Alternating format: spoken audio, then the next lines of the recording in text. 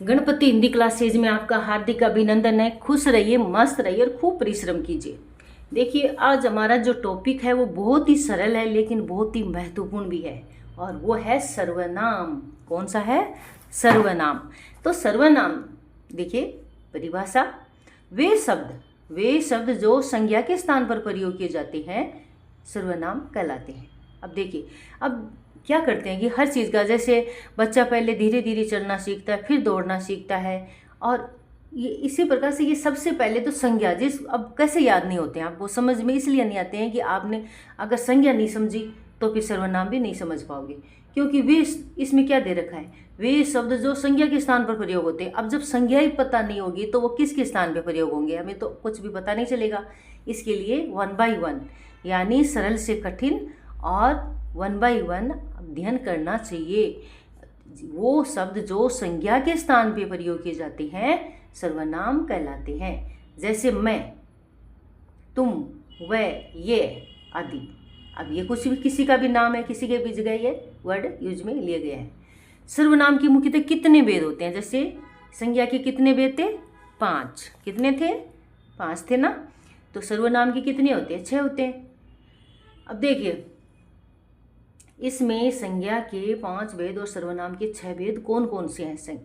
सर्वनाम के सबसे पहले तो परिभाषा हो गई, फिर भेद, कितने भेद अलग से पूछे जा सकते हैं, कितने भेद होते हैं? तो होते हैं 6।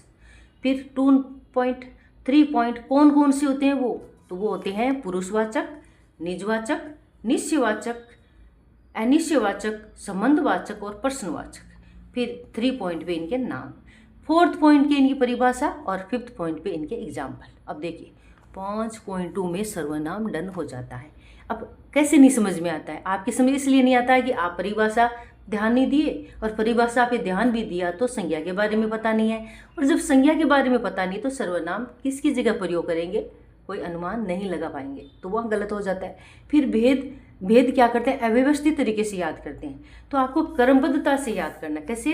क्रमबद्धता से। वही आपको 1 to लास्ट तक अगेन एंड अगेन आप जब रिवाइज करो तो वही आपका वे होना चाहिए, बार बार बदलाव नहीं होना चाहिए। जैसे सबसे पहले पुरुषवाचक, सबसे लास्ट में प्रश्नवाचक, निज, नए से निजवाचक, नए से निश्चयवाचक, और फिर इसका अनिश्चयवाचक। तो कितने हो गए? 4 ही हो गए, और संबंधवाचक और प्रश्नवाचक। कितना आसानी से हो जाता है। और अब पुरुषवाचक में भी प्रथम पुरुष, मध्यम पुरुष और उत्तम पुरुष होते हैं। अब उसमें देखिए, पर पुरुषवाचक सर्वनाम किसे कहते हैं? बोलने वाले। बोलने वाला कौन होता है? वक्ता। सुनने वाले कौन होते हैं? श्रोता। और किसी अन्य के बारे में वह अन्य। जैसे बोलने वाला वक्ता मैं, सुनने वाले आप, और किसी अन्य के बारे में बताया जाता है वो अन्य पुरुष में आता है, के लिए प्रयोग होते हैं। मैं खेल रहा हूँ, तो यहाँ कौन सा है? ये बोलने वाली, वक्ता, स्वयं अपने बारे में कह रहे हैं, प्रथम। और हम स्कूल जा रहे हैं, अब उत्तम आता है, इसमें प्रथम का नाम लेते हैं ना, लेकिन उत्तम आता है। अब इसमें हम स्कूल जा रहे हैं, तो इसमें भी कौन सा आएगा? ये भी बोलने वाले हैं, वक्ता ही है।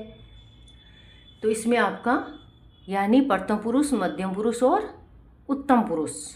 अब नाम प्रथम पुरुष होता है लेकिन हमेशा वो अन्य के बारे में आता है, और उत्तम स्वयं के बारे में, और मध्यम सुनने वाले, उत्तम वक्ता, मध्यम श्रोता, और प्रथम जो बोलते हैं वो अन्य के लिए आता है। जबकि प्रथम के नाम से ऐसे लगता है ना जैसे स्वयं के लिए आता हो, लेकिन वो अन्य के लिए आता है। तो अच्छे से समझ लिया पुरुषवाचक। अब निजवाचक, जहाँ स्वयं खुद, निज यानी निजी, पर्सनल, नाम में अर्थ छुपा हुआ है। देखिए, बहुत सरल है। आप थोड़ा सा अपना साइकोलॉजी, अपना पॉइंट्स, अपनी समझ, अपना ज्ञान आप इसमें ध्यान से समझोगे तो बहुत आसान है, कहीं कोई गलत नहीं, और हर कहीं पूछे जाते हैं ये। आप, स्वयं, खुद जैसे शब्द जो कर्ता के लिए स्वयं का बोध कराते हैं वो निजवाचक सर्वनाम कहलाते हैं। यानी जहाँ कोई भी शब्द जो स्वयं के इर्द गिर्द घूमता हो खुद के लिए, वो निजवाचक में ही आता है।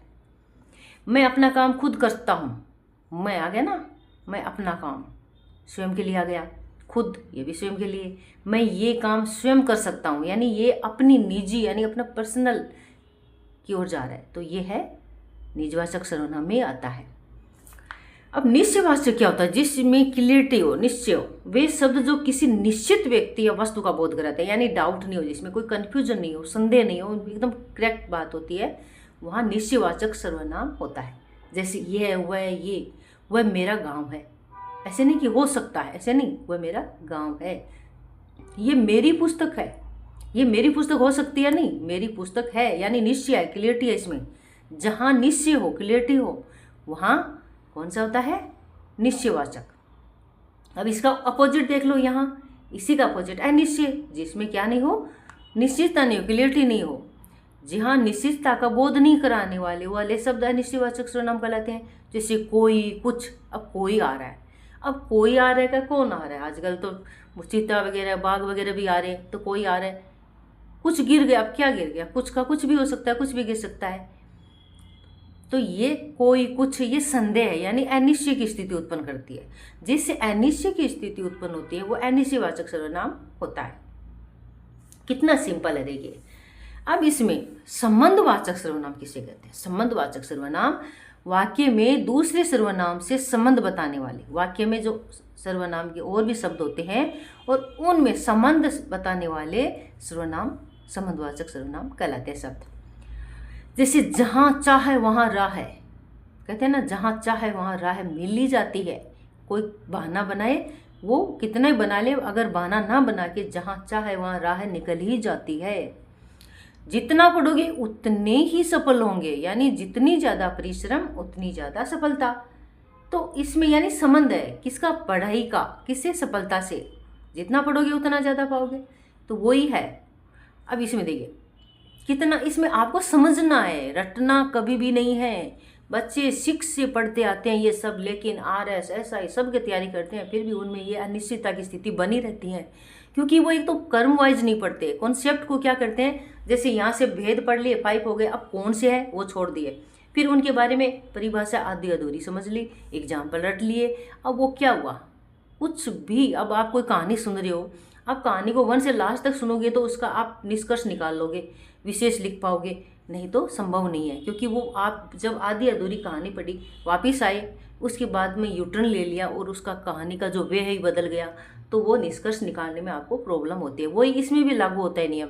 इसमें आप 1 to लास्ट तक कंटिन्यू 1 by 1 पढ़ोगे तो ही आपको समझ में अच्छे से आएगा। समझ में क्या आएगा? फिर कभी नहीं बोलोगे आप। तो इसमें समझ में आ गया अच्छे से। अब प्रश्नवाचक सर्वनाम तो आपको पता ही है, जहाँ प्रश्न किए जाते हैं। प्रश्न पूछने वाले, प्रश्न पूछने के लिए प्रयुक्त होने वाले, प्रयोग किए जाने वाले शब्द क्या कहलाते हैं? प्रश्नवाचक सर्वनाम। तुम क्या कर रहे हो? प्रश्नवाचक, आपको विराम चिन्ह मिल ही जाएगा। तुम क्या कर रहे हो, तुम कहाँ जा रहे हो, कुछ भी हो सकता है।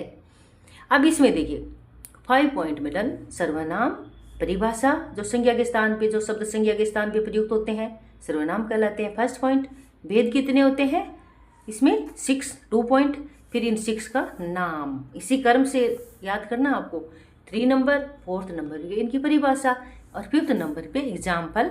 जो 4th पॉइंट तक अच्छे से समझ जाते हो तो एग्जाम्पल आप चाहे जितने बना सकते हो। आपको वीडियो समझ में आया, आपने पढ़ना अध्ययन किया, समझे, इसके लिए थैंक यू सो मच। अगर आपको ऐसे ही और अध्ययन करना है तो आप लाइक और सब्सक्राइब कीजिए, शेयर कीजिए, क्योंकि हमारा जो मुख्य गोल है ये है बच्चे को समझाना। हमारा ध्येय यही है कि जो हम पढ़ा रहे हैं वो 80% तो बच्चे को 1 टाइम में समझ में हर हाल में आ जाए। हो सकता है 100 भी आ जाए, 90 भी आ जाए, लेकिन 80% से कम तो किसी को नहीं आएगा, ये तो गारंटी है। क्योंकि हमने 1 by 1 कुछ स्किप ही नहीं किया, तो इसमें आपको अच्छे से समझ में आएगा। तो आपको रटना नहीं है, क्या करना है? समझना है। तो लाइक, सब्सक्राइब और शेयर करें और ऐसे ही आगे अध्ययन करते रहें, आत्मसात करते रहें, आगे बढ़ते रहें। वीडियो देखने के लिए थैंक यू सो मच।